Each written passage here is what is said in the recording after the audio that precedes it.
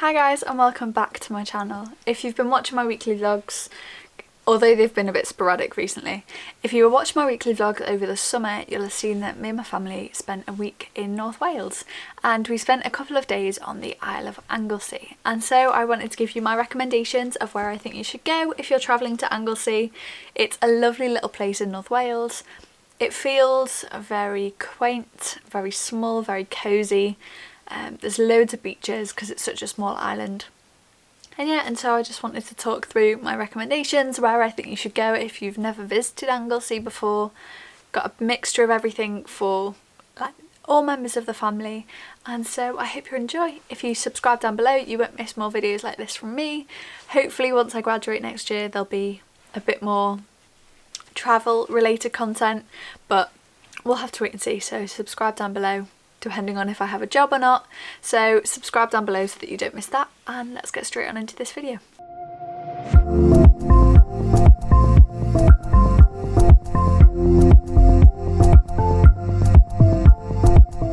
So the first place I'd like to recommend to you is called Newborough Beach and Forest. Newborough Beach is a stunningly long beach on the far side of the Nubra Forest. It's situated on the southwest tip of Anglesey, just around the corner from the Abermenai Beach. It's the first beach you see as you leave the car park of the Nubra Forest, which gives you the stunning views of the mountains of Snowdonia and the Llyn Peninsula, and to the right you get a view of the Landwyn Island. The second beach, known as Trearrdur Bay, excuse my Welsh, this is on the second side of the Llanwyn Island. At the far side of this beach you have the Meltreth estuary, which is very popular for wading birds. Both of these beaches have miles of soft golden sand, and it is a very flat beach, gradually sloping towards the sea. The parking here was £2 for the first 2 hours, and then an extra 40p for every hour on top of that, and then it peaked at about £7 a day. That's the maximum you could spend. Nubra Forest. The Nubra Forest was originally planted over an 18-year period between 1947 and 1965. The idea was to stabilise the sand and protect the village of Newborough from the blowing sand. Nubra Forest is a mixed site used by walkers, horse riders, runners and cyclists. So if the beach isn't up your street, if you don't like sand, there are plenty of adventures to be had in the Nubra Forest. The second recommendation is further down the coast from Newborough. It's called Triada Bay. Triada Bay is located a couple of miles away from Holyhead and is one of Anglesey's best beaches. Triada Bay is home to a beautiful, large, sandy beach, sloping gently towards the sea. It's overlooked by a large hotel and 2 golf courses, and the beach is a site of an ancient burial ground that was excavated in 2003. Half of the beach is dog-friendly and has public toilets, and a nearby car park and a lovely little beachside cafe and convenience shops are also nearby. Triada is also a popular town for water sports such as windsurfing, paddleboarding, kayaking, as well as sunbathing, swimming and sandcastle building. Triada is a lovely, relaxing place to go and spend some time with family and has something to cater for everyone.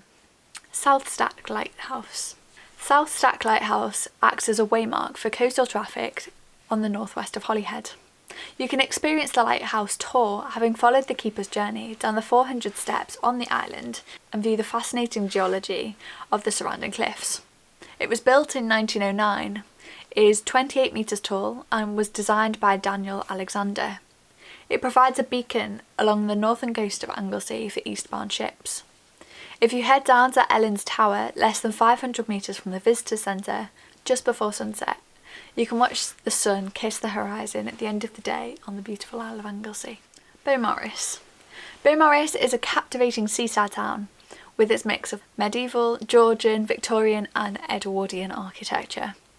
Its name is based on the Norman Beaumaris, meaning fair marsh, and a description of the site chosen by Edward I for his iron ring of castles, constructed in his bid to control the Welsh.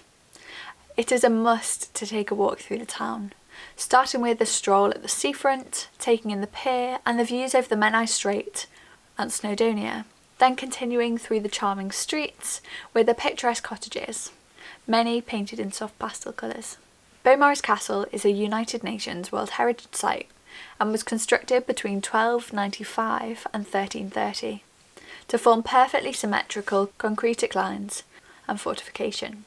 There's also a moat and a dock for access by supply ships. Beaumaris has lively cafes, pubs, restaurants and hotels, with good food to suit every taste, and some excellent shopping marked by quality independent traders. Porth Brickworks. Porth Brickworks is a disused Victorian brickworks that produced, you've guessed it, bricks. There are substantial remains, including a number of buildings and the remains of some of the machinery, but it has some damage from sea erosion. It was established because of the readily available quartzite from the nearby quarries. It is in the community of Llanbadrig in the north of Anglesey. As with much of the coastline of Anglesey, the brickworks lie within the area of the Anglesey Area of Outstanding Natural Beauty. It's a 15-20 minute walk from the road, which you can park, and it's all downhill on the way there and all uphill on the way back. You do have to have a fairly moderate level of fitness and balance because a lot of the ground is uneven. It was a perfect place for a picnic spot with a fantastic view, and if you love exploring, this is the perfect place to visit. You can get a glimpse back into history. And then the final recommendation is St Patrick's Church. St Patrick's Church is a medieval church in the village of Llanbadrig, Anglesey, Wales. The building probably dates from the 12th century and underwent renovations in the 19th century. It was designated a Grade 2 listed building on the 5th of December 1970. Legend has it that St Patrick was sent to Ireland in the 5th century by Pope Celestine on a mission to convert the Irish to Christianity. On his return, he was shipwrecked on Middle Mouse, an island half a mile off the northern coast of Anglesey. Here he found shelter in a cave, and when he made his way to the mainland of Anglesey, he built a church above the nearby cliffs, in thankfulness for safety. Nothing of this wooden structure remains, but the present stone building may have originated in the 12th century, and the font has also been dated to that period.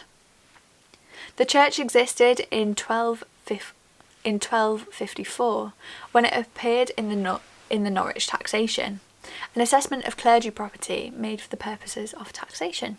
The church fell into disuse after a new church was opened in Camus in the late 19th century. In 1985, funds were raised for repairs and restoration of St Patrick, but soon after the church reopened there was a fire, thought to have been started by vandals, destroying much of the roof. Further funds were raised and the structure repaired, with the church being reconsecrated in 1987. So they're the 5 different locations I recommend on the Isle of Anglesey. If you do have any questions, let me know down below. I'll try and answer them, but I'm not an expert on the island. But yeah, if you'd like any more recommendations of places to eat, places to go, just drop me a message or leave a comment down below and I'll try and get back to you. I hope you enjoyed this video. I hope you can take something away from it, and if not, I will see you soon. Subscribe down below and yeah, share this with whoever you think might need it.